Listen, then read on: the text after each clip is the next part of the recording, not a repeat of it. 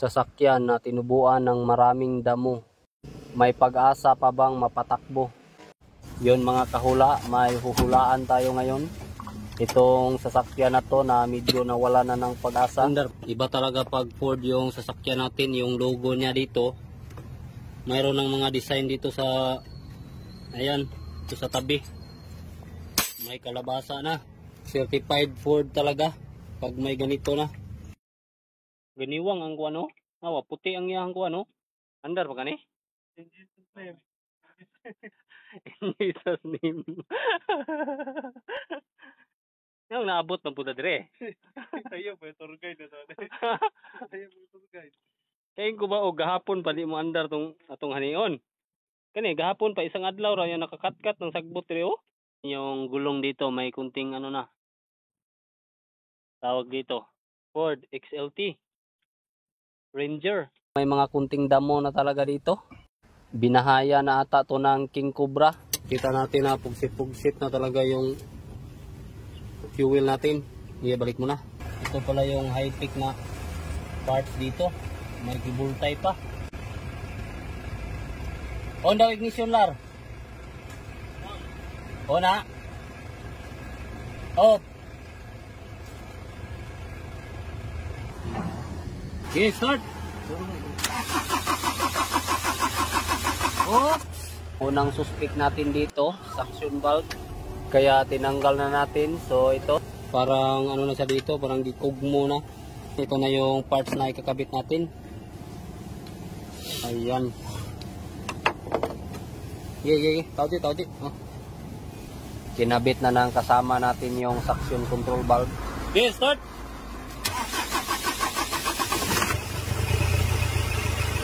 Ayan. So, kita natin na umandar na. Pero siyempre, hindi pa tayo tapos.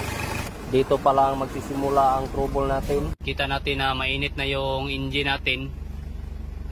So, try natin tong patayin. Ayan, tapos try natin pandarin ulit.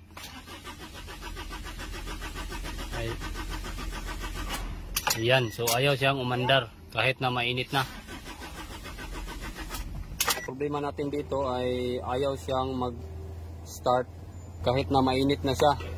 So ang gagawin natin ay lagyan muna natin ng kati. Okay, start.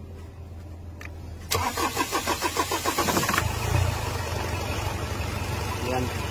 So umaandar siya kapag nilagyan natin ng kati. Pero pag hindi natin nilagyan, ayaw umandar. Okay, palunga.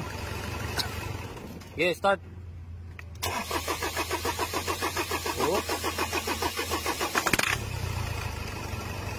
Ayan.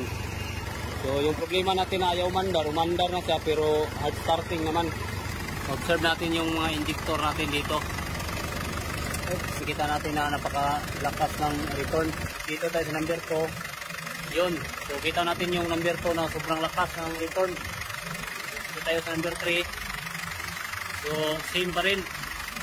So bali mas mahina itong number 1 pero itong number 2 at number 3 sobrang lakas talaga. Dito tayo sa number 4. Kita natin yung number 4 na normal lang pero dito sa dalawa ay sobrang lakas ng backlick. Dalawa yung abnormal dito sa mga injector natin. Yung number 1 at number 4 ay okay lang. Ang gagawin natin dito ay tanggalin natin itong dalawang injector na to. Sige, palunga. Tanggalin yung duha. Nahirapan nga kami ditong tanggalin yung injector.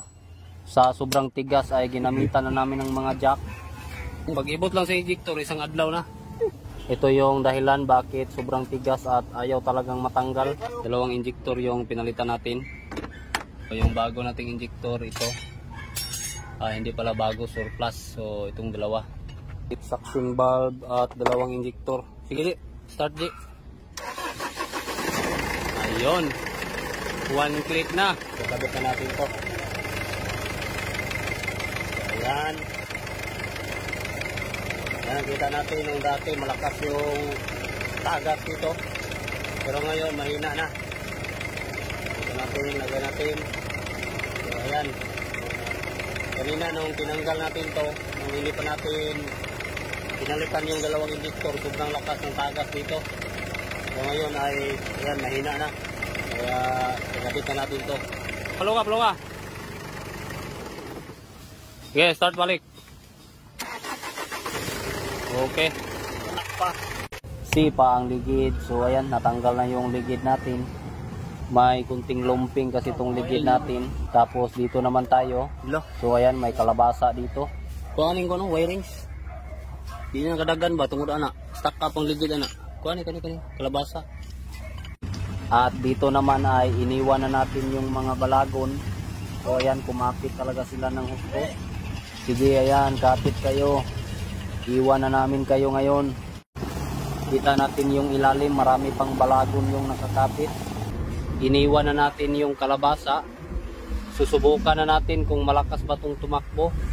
Medyo matagal-tagal din kasi itong namahinga. Overtake pataka agad yung gagawin natin dito. So ayan, medyo hindi natin pinabot ng 100 yung takbo.